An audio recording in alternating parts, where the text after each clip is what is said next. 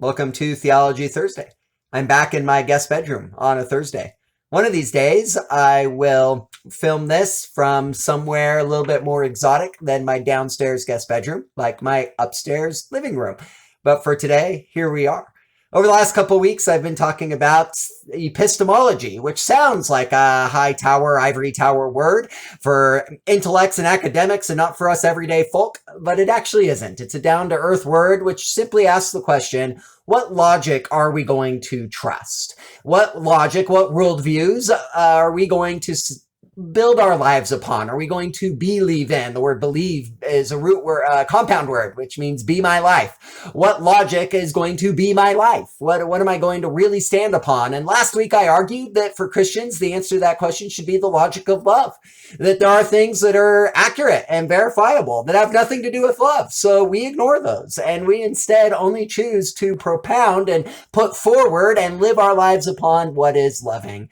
Today I want to be a little bit more devotional and talk very briefly about a Bible verse that has been quoted just a lot in recent years by a lot of Christians. I hesitate to call them well-meaning Christians. As I go forward, I don't think they're all that well-meaning. And that Bible verse is 2 Timothy 4:3, which simply reads, and by the way, this is the Apostle Paul writing to his young protege Timothy, somewhere towards the end of his life, we're led to believe. And the Apostle Paul tells him the time will come when people will not put up with sound doctrine. Instead, to suit their own desires, they will gather around them a great number of teachers who will tell them what their itching ears want to hear. Oftentimes, this is quoted by people as if this is sort of end times prophecy, but 2 Timothy doesn't address the end times at all. That's vaguely referenced at just a couple verses in the book.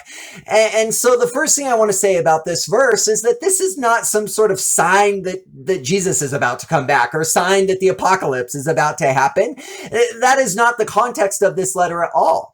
Instead, Paul is writing to Timothy, who is the pastor of his own church or collection of churches, and the Apostle Paul is giving him advice on how to pastor a congregation or a group of congregations. This is one older mentor pastor's advice to a younger pastor, although at this point, I think Timothy's not that young anymore. He's probably in his middle age himself.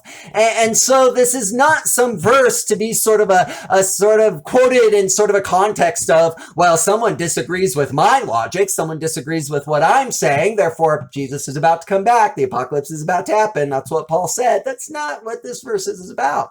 Instead, this verse is about wisdom. And Paul, an older pastor, is giving wisdom to Timothy, saying, just in my days, I've noticed that there comes a time in any given community when it just becomes so much easier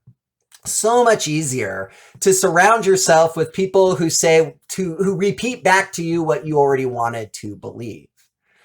Thus, this verse is not meant to be used as a sword or even a bat to hit others with or strike at others with. This verse is meant to be a scalpel, a surgical scalpel, something that helps us become better people, not something that sort of attacks others, but something that cuts us open for the purposes of healing us. And so as Christians, as we try to live into the epistemology of love, as we try to only propound and propose those doctrines and those beliefs that are loving, we always have to be careful that we are not the ones who are surrounding ourselves with teachers who are telling us what our itching ears want to hear. In my own life, what that looks like is I've just taught myself to be very critical and very careful of reading books or listening to politicians or even listening to other pastors who just repeat back to me what I already believe.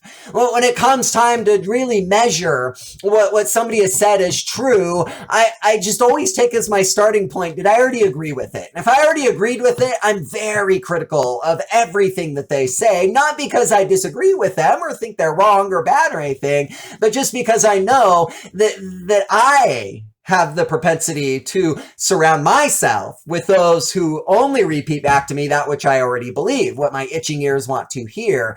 And so this verse is not meant to be an attack, but it's meant to say to us, be very careful in the logic that you trust. Be very, very careful to not just trust what you already believed, but to listen to others, to listen to those who disagree with you, to listen to the wisdom of others who are sort of coming out of their own own worldview. I've often said to my own congregation and to you who are part of my congregation, the worst books I read, this is true, the worst books I read are the ones that teach me nothing, that just agree with what I already thought was true. I hate those books. I feel like I waste my time when I read those books. The worst sermons I listen to are when pastors just repeat back to me the things I already thought were true and already knew. Why waste your time listening to those types of sermons? The best books I read are when someone introduces me to a new concept I didn't know anything about, or when somebody explores an area that I've never explored, or even when somebody sort of makes some bold claims that I think are not true, and yet and sometimes I finish the book and still they haven't convinced me, and yet I still think that was a worthwhile endeavor because at least I was engaging those who disagreed and trying to take them seriously. It's the only way I can be sure that I'm not surrounding myself with those who are repeating back to me what I already believe, what my itching ears want to hear.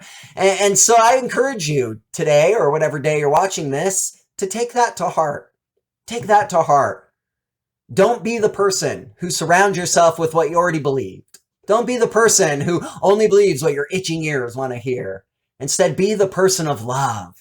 Be the person with an epistemology and a theology of love that says, I'm going to love my opponents. I'm going to love those who criticize. I'm going to love those who disagree with me, and I'm going to take them seriously. It's the only way I can be sure that I'm not one of these people that's just surrounding myself with what my itching ears want to hear. And it's the only way we can guarantee our churches won't become such places. Thanks for joining us. I have no idea what I'll talk about next week, but I'm sure it will be good. Well, it might be good. We'll see you then.